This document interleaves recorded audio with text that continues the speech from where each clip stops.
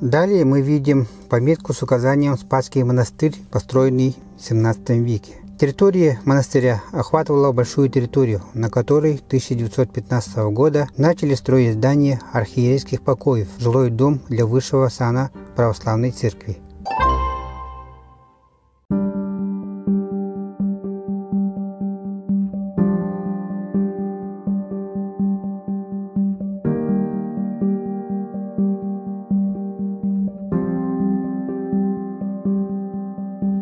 Здание было достроено в 1924 году при Советском Союзе спустя 9 лет. Сейчас здесь находится Якутский музей истории и культуры народов Севера имени Ярославского, который переехал сюда из здания библиотеки, которое находится на проспекте Ленина. В начале 70-х годов внутри здания было устроено устройство для замораживания грунта. Архитектором здания является зодчий Клементий Лишевич.